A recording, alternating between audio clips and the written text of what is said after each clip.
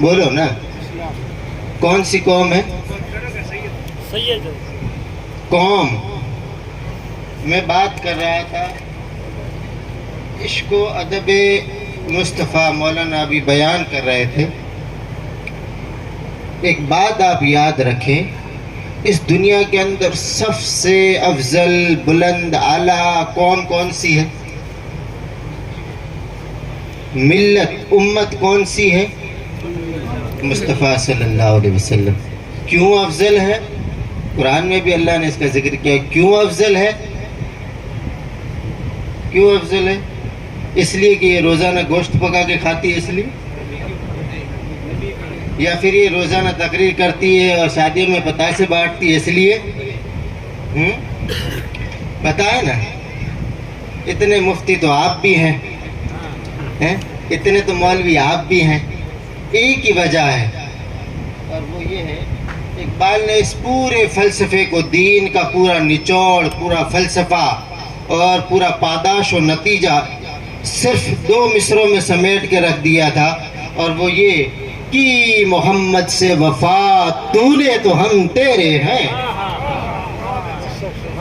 کی محمد سے وفا تو نے تو ہم تیرے ہیں، یہ جہاں چیز ہے کیا لوح قلم تیرے ہیں. سمجھ گئے نا؟ حضور سے عشق ہو نا تو پھر وہ کتنا ہی بڑا گنہگار کیوں نہ ہو، رب کی بارگاہ میں وہ مقبول و محبوب ہے. وہ شاعر کہتا ہے نا، محبوب کی محفل کو محبوب سجاتے ہیں. مشہور شعر، محبوب کی محفل کو محبوب سجاتے ہیں، آتے ہیں وہی جن کو سرکار بلاتے ہیں. یہ جو حاجی لوگ جائیں گے نا، یہ نہ سوچے کہ ہم اپنے پیسوں سے 4-5 لاکھ روپے نچوڑ کر پسینے کی کمائی سے جا رہے ہیں. یاد رکھو، مصطفیٰ کے گنبد خضرا سے تمہارے پہ نظر ہو چکی ہے. اس نظر کے بغیر دنیا کا کوئی پتا نہیں ہل سکتا ہے. اس نظر کے بغیر سورج نہیں نکل سکتا ہے. اس نظر کے بغیر چاند چمک نہیں سکتا ہے. اس نظر کے بغیر یہ سانسیں بھی دھڑک نہیں سکتی ہے. یہ دلوں میں دھڑکنے بھی نہیں چل سکتی ہے. یہ سانسوں کے فوارے بھی نہیں ہو سکتے. اس نظر کا یہ کمال ہے. اس نظر کا اور اس اشارے کا یہ کمال ہے کہ آج یہاں سے ان جنگلوں سے تیار ہو کے وہاں جا رہے ہیں.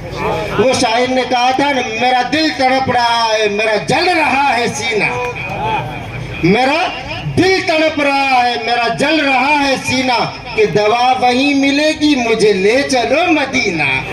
نہیں مال و زر تو کیا ہے، میں غریب ہوں یہی نا. پیسے والے یہ کبھی نہ سوچے کہ ہم پیسے کی بنیاد پر مدینے جا رہے ہیں یا حج کے لیے جا رہے ہیں. شاعر کہتا ہے، میں نہیں مال و زر تو کیا ہے، میں غریب ہوں یہی نا، میرے عشق مجھ کو لے کر تو ہی جانب مدینہ، تو ہی جانب مدینہ. میں بات ختم کروں گا. یہ مولوی لوگوں کو جلد بازی، ابھی 4 منٹ باقی ہے میری تقریر ختم ہونے کے اندر. یاد رکھیں وہ عشق ہو تو سننے میں مزہ آتا ہے، عشق نہ ہو تو پھر وہ اسٹیڈوں پہ کیوں نہ بیٹھے اٹھا کے لے جاتا ہے. سمجھ رہے ہیں؟ حضور کا عشق رکھو.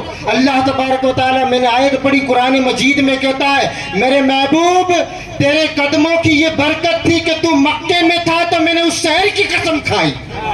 اللہ کہتا ہے نا، لا اقسم بہذا البلد، اس شہر کی قسم. کس شہر کی قسم؟ کس شہر کی قسم؟ مکے کی قسم. کیوں؟ مکے میں کعبہ اس لیے، بولے نا، مکے میں کعبہ اس لیے. قرآن کہتا ہے نہیں. مکے میں زیادہ لوگ جمع ہوتے ہیں اس لیے؟ کہا نہیں. مکے میں صفا و مروہ ہے؟ کہا نہیں. تو پھر کیا وجہ ہے میرے مولا، اتنی بڑی بڑی چیزیں مکے میں موجود ہے، پھر بھی تو کہہ رہا ہے میں نے قسم ان کی وجہ سے نہیں کھائی ہے. تو پھر کس وجہ سے قسم کھا رہا ہے؟ خدا خود قرآن میں کہتا ہے 30ویں پارے میں، وَأَنْتَ حِلٌّ بِهَذَا الْبَلَدِ، میں مکے کی مٹی کی قسم اس لیے کھا رہا ہوں، میں مکے کی وادیوں کی قسم اس لیے کھا رہا ہوں، میں مکے کی زمین کی قسم اس لیے کھا رہا ہوں کہ کبھی اس شہر میں میرے محبوب کا بسیرا ہوا کرتا تھا، کبھی اس مٹی پہ میرے محبوب کا گزر ہوا کرتا تھا، اس لیے میں شہر کی قسم کھا رہا ہوں.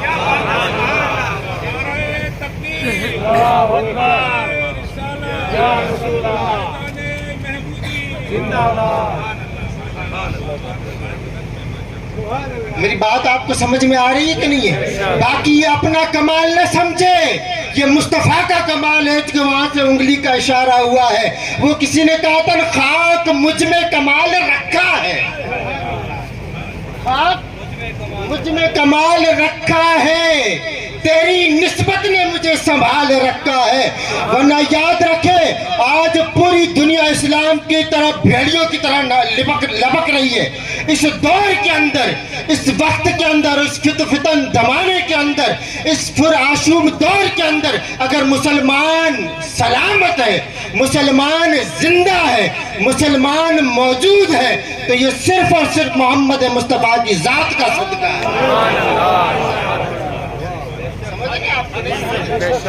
کہ نہیں سمجھ رہے ہیں لوگوں؟ یہ بات ہمیشہ یاد رکھنا، ایمان کا اصل، مولانا صاحب نے کہا نماز یہ بنیادی چیزیں میں مانتا ہوں، حضرت نے کہا روزہ بنیادی چیزیں میں مانتا ہوں، اور کسی نے قاری صاحب نے کہا زکوٰۃ اور حج۔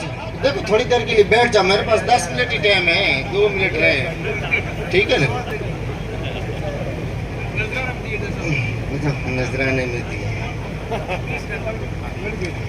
میں کیا بات کر رہا تھا، وہی آپ آتے ہیں تو نظام درم برم ہو جاتا ہے، ایک جنا ہوتا تھا پورا ڈسٹرب ہو جاتا ہے۔ یہ بنیادی چیزیں میں سمجھتا ہوں، مانتا ہوں، آج بھی بنیادی چیزیں میں مانتا ہوں، اس سے کوئی انکار نہیں ہے، لیکن علماء گواہ ہیں، علماء موجود ہے کہ اگر ان ساری چیزوں کے اندر اور ان سارے ارکان کے اندر اگر آپ کو یقین نہ ہے کہ قبول ہوئے ہیں یا نہیں ہوئے، قبول ہوئے ہیں یا نہیں ہوئے ہیں، تو ہمیشہ یاد رکھنا قرآن کہتا ہے وَلَوْ أَنَّهُمْ إِذْ ظَلَمُوا جَاءُوكَ وَلَوْ أَنَّهُمْ إِذْ ظَلَمُوا۔ خیر اس کا میں مطلب سمجھا، میں نے آیت پڑھی، اللہ قرآن میں کہتا ہے تم سارے میں غلطیاں کرتے چلے جاؤ، ارکان میں تمہیں یقین نہ ہو، اعتماد نہ ہو، تم غلطیاں کر کے ڈیرہ ایک گٹھڑی بنا لو، ایک گٹھڑی بنا لو، اور اب تمہیں یقین نہیں ہو رہا ہے کہ قبول ہوا بھی ہے یا نہیں ہوا ہے، تو خدا تبارک و تعالیٰ قرآن میں کہتا جاؤ کا، اللہ کہتا ہے مومن سارے گناہ اٹھا کے لے کے آ، سارے گناہوں کی گٹھڑیاں کندھے پہ باندھ کے لے کے آ۔ تو مولا پھر جائے گا، ہم تو نمازیں پڑھتے تھے تیری تو نے ابھی پھر گناہ کی گٹھڑیاں ڈال دی، اب جائے گا، روزے رکھتے تھے تیرے جائے گا، زکوٰۃ اور حج تیرے لیے دیتے تھے جائے گا، جاؤ کا پھر ایک راستہ ہے۔ کہا کیوں کہ پھر مسجد میں آئے، کہا نہیں مسجد میں نہیں آنا ہے، کہا کعبے میں آئے، کہا کعبے میں بھی نہیں آنا ہے، کہا کسی ولی کے درگاہ پہ جائے، کہا نہیں کہیں نہیں جانا، جاؤ کا پھر میرے محبوب کے شہر مدینے کا رخ کر لینا، میرے محبوب کے شہر مدینے کا رخ کر لینا۔ کہا مولا کیا ہوگا؟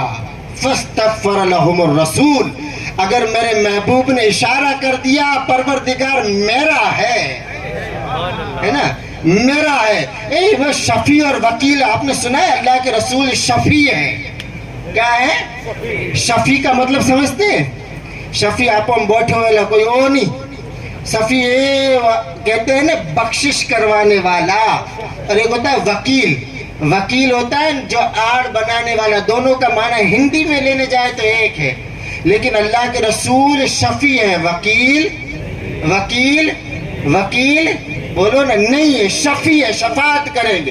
اب یا دو لفظ معنی دونوں کا ایک ہے، لیکن سمجھنے والا عاشق اس پر فرق کو سمجھتا ہے، وکیل کہیں گے تو بھی ٹھیک ہے، شفیع کہیں گے تو بھی ٹھیک ہے، لیکن رب نے اپنے محبوب کو شفیع کہا ہے، کیوں؟ اس لیے کہ وکیل سب اپنا کیس، اپنے بندے کا کیس، اپنے مجرم کا کیس، اپنے موکل کا کیس لڑتا ہے تو جج کے سامنے کھڑے ہو کے کہتا ہے میرے موکل نے یہ جرم نہیں کیا، اس کو چھوڑا جائے، میرے مجرم نے یہ جرم نہیں کیا ہے، یہ دلیلیں ہیں، یہ دیکھو، اور اسے چھوڑا جائے۔ لیکن شفیع کہتا ہے میرے مولا سب گناہ کیے ہیں اس نے، ہے؟ اس نے نمازیں بھی چھوڑی ہے، اس نے روزے بھی چھوڑے، اس نے دن پر گالیاں بھی دی ہیں۔ ادھر محفلیں چلتی تھی گومتا میں، اور ادھر باہر چارپائی پہ جا کے اگربتیاں وہ والی نہیں، بیڑیاں پھونکتا تھا، ادھر تھپے مارتا تھا، ادھر گول گپے کھیلتا تھا، چوراہے پہ جا کر اسلام کے مخالف باتیں بھی سن لیتا تھا، قرآن کو سجا کے تاکوں میں رکھ بھی دیتا تھا، اور سال آتا تھا تب تک قرآن کے اوپر گرد و غبار صاف نہیں کرتا تھا۔ سب کچھ کیا ہے، سب کچھ کیا ہے۔ محفل میں جاتا تھا، نیاز میں جاتا تھا تو گوشت کھا کے آ جاتا تھا، ہڈیاں وہیں چھوڑ کے آتا تھا، سب کچھ کیا۔ پھر کہا میرے مولا سب کچھ کیا ہے، اب اس کو نہ دیکھا جائے، میرے آنے کو دیکھا جائے۔ میرے آقا قیامت میں کہیں گے، اور اگر آج کوئی عاشق جا رہا ہو پھر گنبد خضرا میں فریاد کرے میرے محبوب سب کچھ کیا ہے، اب آپ کا چہرہ آگے کر رہے ہیں، تو رب کہتا ہے میرے محبوب کا چہرہ آ گیا، بس بخش دوں گا۔ خاک مجھ میں کمال رکھا ہے، تیری نسبت نے تو سنبھال رکھا ہے، میرے عیبوں پہ ڈال کر پردہ ہے، اس لیے عشق پیدا کرو، عشق بغیر اور عشق مصطفیٰ کے بغیر کوئی چارہ نہیں ہے۔ عاشق کہتا ہے اور سمتی عاشق کہتا ہے، عشق بنا ماڑو آئے چھار چھیڑن جو۔ سندھی عاشق کہتا ہے عشق بنا ماڑو آئے چھار چھیڑن جو، قربان چھونی تھندو جن ڈٹھو ناز نیڑن جو۔ حضور کا عشق دیکھا، جلوہ دیکھا، ادب دیکھا، محبت کچھ ہو پھر وہ قربان نہ ہو، پھر عشق میں مزہ کیا ہے؟ عشق اور تڑپ پیدا کرو۔ وہ کہتے ہیں نا